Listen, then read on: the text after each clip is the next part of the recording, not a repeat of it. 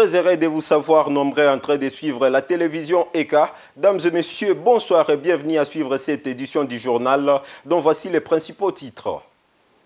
Au sommaire de cette édition, une tragédie est survenue sur les eaux du lac Kivu le 4 janvier 2025 où 2 personnes seraient mortes, dont une maman d'une quarantaine d'années et un enfant de 5 ans. On en parle dans ce journal.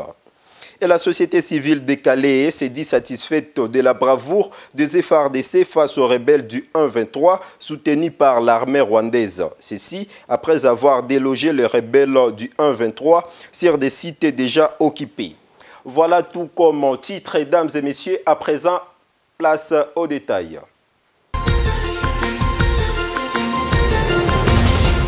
Les habitants du territoire de Mwenga et de la ville de Kamituga au sud Kivu ont barricadé la route nationale numéro 2 exigeant l'asphaltage de cette route, rendue de Pacifique Mouézé. Avec des grosses pierres, des pneus brûlés et des calicots sur lesquels on pouvait lire, nous demandons au gouvernement congolais d'asphalter la route nationale numéro 2 qui est en délabrement très avancé et d'interdire formellement l'exploitation illicite des minerais à Mwenga sans tenir compte du code et règlement minier. Les habitants du territoire des Mwenga en colère ont barricadé les routes. Selon le président de la société civile de Mwenga, Hilaire Isombia, qui nous livre cette information, c'est mardi 7 janvier, la population de cette région dit en avoir marre du délabrement de la route nationale numéro 2 et demande au chef de l'État de matérialiser sa promesse concernant l'asphaltage de cette route. La société civile de Mwenga demande aux autorités, tant nationales que locales, de prendre en compte les différentes revendications de la population locale avant que la situation ne se détériore. Les organisations civiles se sont mis sur la route et interdire les passages des camions ayant le carburant et autres engins des Chinois pour leur dire qu'ils doivent respecter la demande de l'autorité. L'autorité territoriale avait invité les sociétés qui exploitent en territoire de Mwenga à réhabiliter la partie qui est en train de faire souffrir. Eux-mêmes, ils sont victimes de cette partie de Walungu jusqu'à Kitutu-Lugusho. Et ils ont été invités à réhabiliter chacun selon les tronçons qui lui a été attribués. Mais malheureusement, c'est depuis octobre que cette lettre de l'ATA existe, mais elle reste toujours non applicable avec ces minières, avec ces entreprises et coopératives. Ils ne font rien. C'est pourquoi la population est utile d'en réclamer à travers les actions citoyennes, dont les barricades.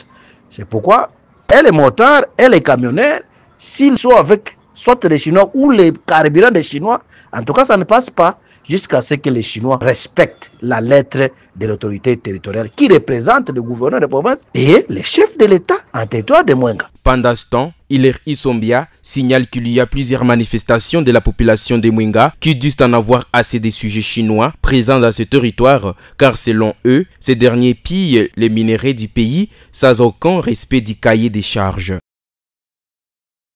2 personnes sont mortes et plusieurs biens matériels ont été perdus sous les eaux. C'est le bilan d'un naufrage d'une pirogue motorisée sur le lac Kivu survenu le 4 janvier 2025. Il s'agit d'une maman connue sous le nom de Moaroutale, âgée de 45 ans, originaire du village de Kadjouachou, et d'un enfant de 5 ans, originaire du village de Kabamba, toujours à Irambi Katana. Agathe Mdekereza nous en dit plus.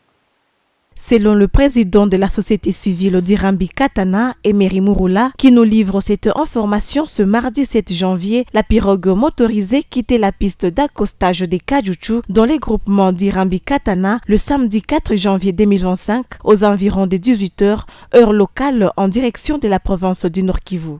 Cette pirogue motorisée a décollé tard dans la soirée avec à son bord une imprimante, une quantité de marchandises et un nombre important de personnes. Arrivée à Kachéni aux environs de 22 h 30, la pirogue a chaviré, entraînant un bilan lourd, notamment la perte en vies humaines et de marchandises emportées dans les profondeurs des eaux du lac Kivu. Le corps de la défunte a été récupéré des eaux du lac Kivu et enterré à Kadjouchou le lundi 6 janvier dans l'après-midi. La société civile de cette région déplorent la manière dont travaille le service de régulation commis sur la piste d'accostage de Kadjoutchou, notamment la DGM et les Transcom, qui ont autorisé cette embarcation nocturne, bafouant ainsi les mesures édictées par les gouvernements provinciaux lors du naufrage du bateau Merdi survenu le 3 octobre de l'année dernière.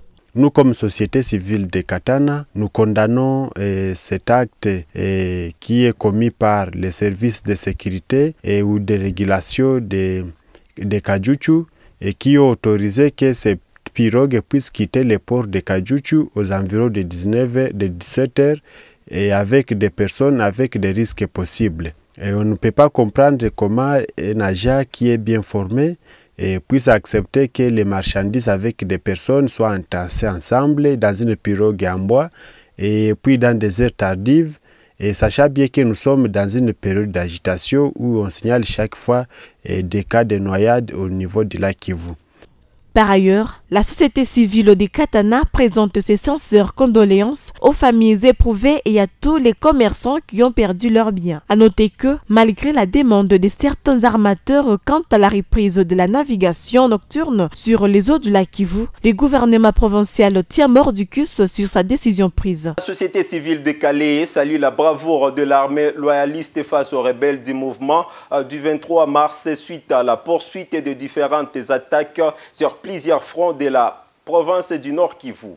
Elle a fait savoir au micro de votre chaîne ce mardi 7 janvier 2025. Reportage Myriam Moufano. Le président de la société civile de Calais, Delphin Birimbi, indique que les rebelles du M23 ont tenté d'occuper des zones telles que Nyangé, Nyabihanga, Ruderufu et Chovu sont succès valables. Il ajoute qu'actuellement, les détonations se font entendre au niveau de Ngungu, dans le groupement du Famandu, au nord Kivu, à une dizaine de kilomètres du territoire de Calais. Par ailleurs, l'armée loyaliste, en collaboration avec le mouvement Wazalendo, a été obligée de riposter afin de déloger les rebelles du M23 des sites occupés. Delphin Birimbi signale qu'en cette date du 7 janvier 2025, une nouvelle vague de déplacés des guerres en provenance du groupement du Famandu et de Mufuni-Shanga a été observée dans le territoire de Calais. Les attaques de rebelles du M23 se sont poursuivies tôt le matin 17 janvier 2025 du côté nord Kivu sur plusieurs lignes de front où les résistants Wazalendo avec les éléments FARDC ont été obligés de riposter jusqu'à déloger les rebelles du M23 sur leur position de Nyange, Nyabihanga, Ruderefu, Chovu, etc. Nous encourageons également notre population pour la collaboration et appui à l'armée régulière et à la hiérarchie militaire de continuer à s'acquitter de leurs obligations à l'égard des éléments FARDC. Le président de la société civile de Calais appelle la population de cette région à collaborer avec le FARDC en dénonçant tout cas suspect. La journée mondiale des orphelins de guerre le lundi 6 janvier 2025 a été célébrée dans un esprit de méditation et partage au gouvernorat de la province du Nord Kivu. Reportage cellule de communication du ministère des Affaires sociales et Actions humanitaires. 6 janvier 2025, journée mondiale des orphelins de guerre, a été célébrée dans un esprit de méditation et de partage au gouvernorat de la province du Nord Kivu, en présence des autorités provinciales devant les orphelins de guerre venus des différents camps des déplacés qui ont été recensés, vêtus, chaussures, vêtements par la ministre des Affaires sociales, Action humanitaire et Solidarité nationale, Nathalie Aziza Mounana, qui, après avoir rappelé au public que la date du 6 janvier est restée méconnue, a interpellé la communauté internationale à jouer sa partition pour que cessent les atrocités sous les enfants. Ces enfants dont les conditions sociales et humanitaires dépendent de notre solidarité. Cette journée reste longtemps méconnue dans le pays, plus particulièrement dans les Nord Kivu. Sud Kivu devra désormais être célébré à l'effet de sensibiliser l'opinion tant nationale qu'internationale sur la situation des enfants meurtris de la guerre.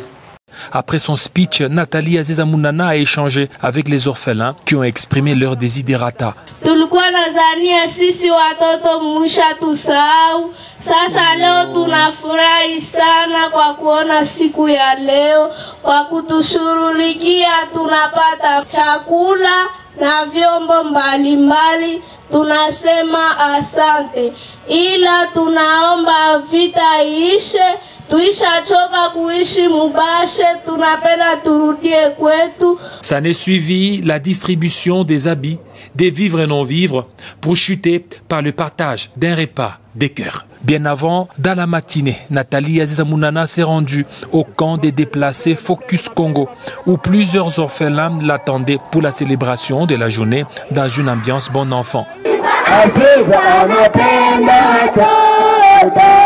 En voyant la ministre des Affaires sociales, Action humanitaire et Solidarité nationale, les orphelins sur place disent ne pas perdre espoir dans leur avenir.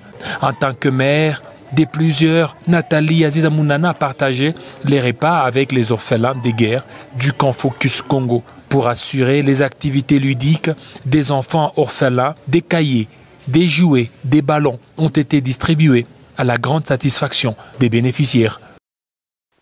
Et c'est par là que nous mettons une virgule à cette édition du journal. Mesdames et messieurs, merci de nous avoir suivis.